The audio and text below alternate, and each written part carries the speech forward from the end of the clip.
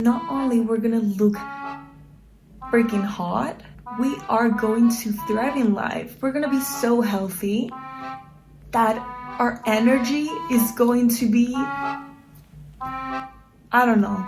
Knowing. You can come up with that. I'm already doing a lot. And no, I'm not eating those make me skinny protein bars that are all about empty calories and make you hate every freaking second of your life. These weird nutrition bars my mom uses to lose weight. Give me it. It's all in like Swedish or something. Yeah, you know, there's some weird ingredient in them that's not legal in the US yet. Ephedrine? No. Phentermine? No. It burns carbs. It just burns up all your carbs. I really want to lose 3 pounds. Oh my god, what are you talking about? You're so skinny. And count calories like a loser and have a mini heart attack every time that you forget to track a meal on those tracking calorie apps that now people use. Like, don't do that. Don't do that. Confused. That's bullshit. No. Like, this is the real deal. Knowing. This is the science. This is how body physiology works. Knowing. No short-term diets that make you lose the weight and then what? You regain it. You are freaking fat again. And then you have to do the whole deal again, and then you can just like commit suicide because Lying. who the heck wants to go back to that shit? And you might think that because fat has more calories, you have to avoid fat. But you're so wrong, my friend. So wrong. So wrong. Knowing. And you know what we do with the enemy? We take the enemy. You see? Here's the enemy. We take it. We throw it away. Very, very, very far away. And then we just like leave it there. You see?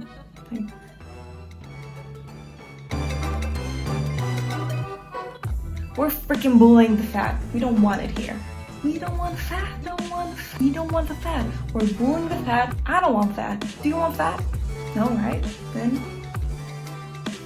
remember, take the fat. Look at it. So you're never gonna see it ever again. And throw it away.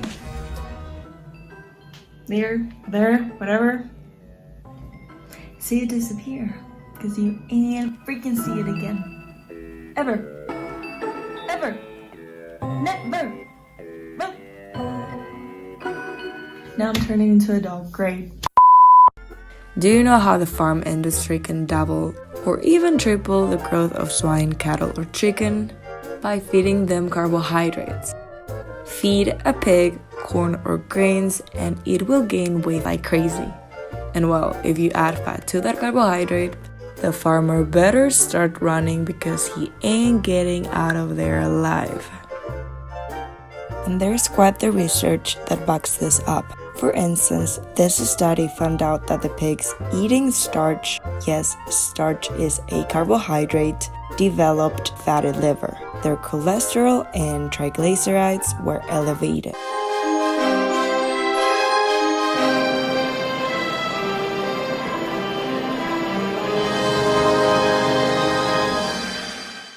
You or someone you know may have been diagnosed with high triglycerides. And people worry so much about LDL cholesterol when in fact, high triglycerides is a more sensitive and accurate inflammatory marker, which will determine health status. This other study discussed the weight gain of chicken based on different diets. And not surprisingly, corn-fed chicken gained the most weight. I can't tell you how many times people have told me that no matter how many sit-ups they do, their abs won't show. That belly fat is a tough one to kill. And some people claim to barely eat. And then they ask, how is this possible? Well, it's because you're fighting against your metabolism. You need to know how each macronutrient affects your body. That's enough. Now step over to the abdominator and I will shout slogans at you. Push. Harder. Go past the max. Reach over the top. Master your ass. When I say macronutrients, I mean protein, fat, and carbohydrate. Remember, protein and carbohydrate have 4 calories per gram, while fat has 9. So that means that fat is the macronutrient with the greatest caloric intake. And you might think because fat has more calories, you need to avoid fat, right? Well, my friend, there is where you are so wrong. You're so wrong, my friend. So wrong. It's false. No way. Not this time. No, not this time. It's totally made up. Pure fiction. It's fiction. It's fiction. We made it up. It's an urban legend that never happened. No way.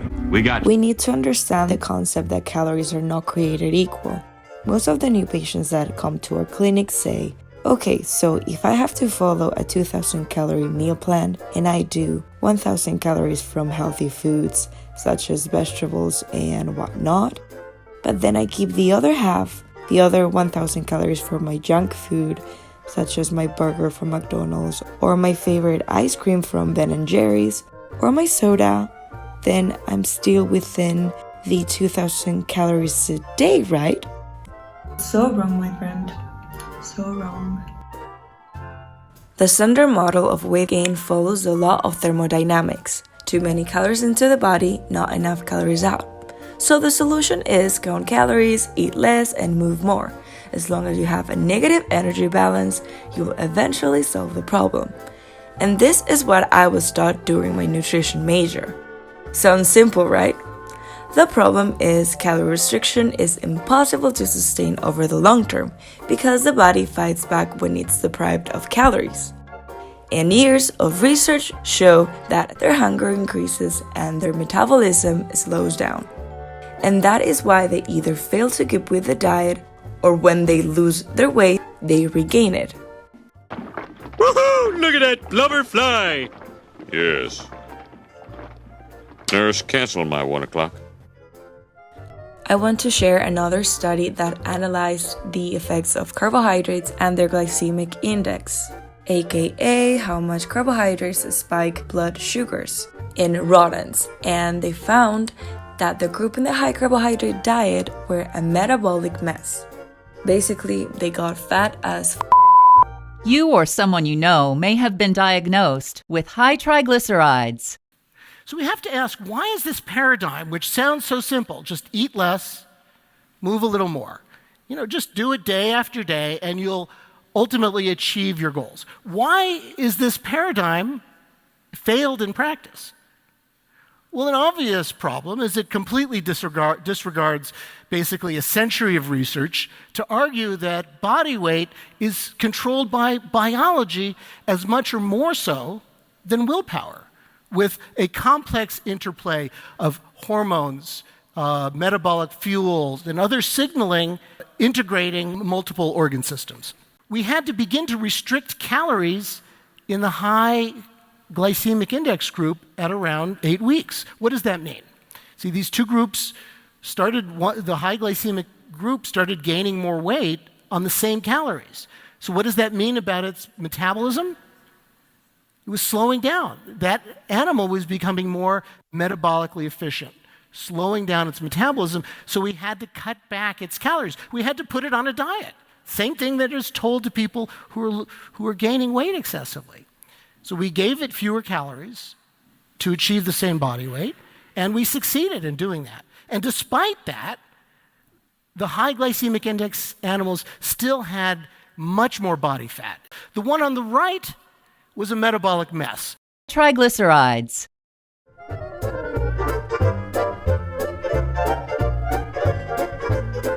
With the highest risk fat. This finding completely defies the calorie balance, all calories are alike view of obesity. Triglycerides. If you follow a calorie restrict diet that is not done properly, the more weight you lose, the harder it is to burn off those extra calories afterwards, and then hunger and cravings appear to get those extra calories. This isn't a matter of willpower. Rather, it's about working with your metabolism, not against it. So think about it. Are you going to be in a low-calorie diet for your entire life? Those are a lot of years. Or are you going to quit and go back to your old self? To me, neither of those options sound good enough. It's not a sustainable lifestyle. Even though carbohydrates are lower in calories, they make you feel hungry all the time due to the rise and fall of blood sugars. And this will make you overeat and gain weight. Eating carbohydrates lead to a big sugar spike, raising insulin levels. The same way carbohydrates spike blood sugars very fast, blood sugars drop very fast too. And this crash will stimulate hunger and affect insulin. We know that high insulin levels block fat breakdown, fat burning, and they stimulate fat storage. Since hormones dictate our hunger, carbohydrates will only make you hungry. And if you calorie restrict, your metabolism will be slowed. You're so wrong, my friend. So wrong. This is why calories are not created equal and each macronutrient affects your body differently. We can see carbohydrate is the macronutrient that spikes blood sugar the most, and very short after it comes a crash. Whereas protein and fat don't spike blood sugar as much and they keep sugar stable for longer instead of just giving you an instant energy and then crashing. This means that your hunger will diminish and you'll feel satiated between meals.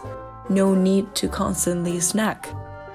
So remember, hormones are more powerful than calories and they are the ones that will dictate whether you gain or lose weight. Carbohydrates trap you in a remorseless cycle of glucose dependence and hunger, and if you restrict your calories, even worse. You or someone you know may have been diagnosed with high triglycerides. Okay, quick disclaimer. When I'm saying carbohydrate is the evil, it doesn't mean that you're not going to be able to eat carbohydrate ever again. I'm not a dictator. I'm not like that type of person, like, don't do this ever again or you'll die, or whatever. No.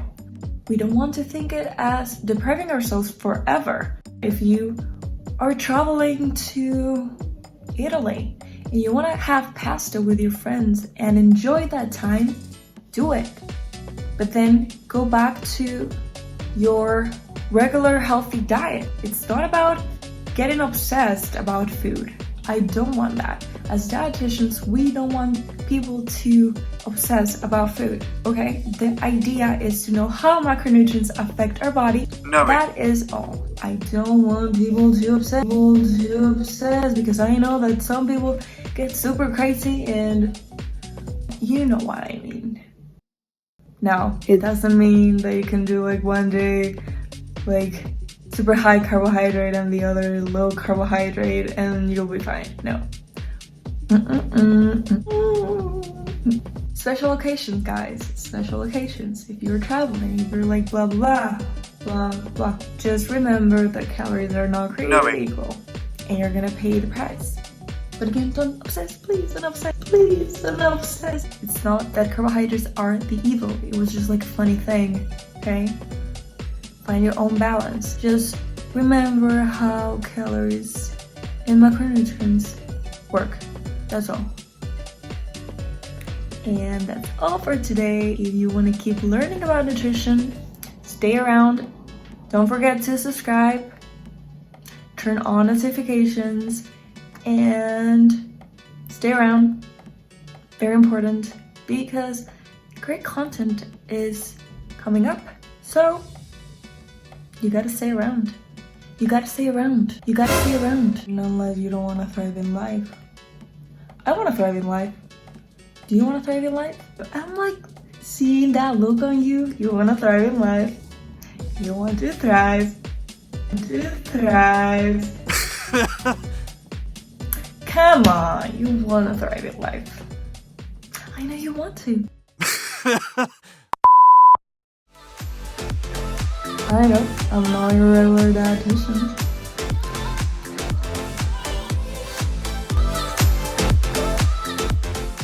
You or someone you know may have been diagnosed with high triglycerides.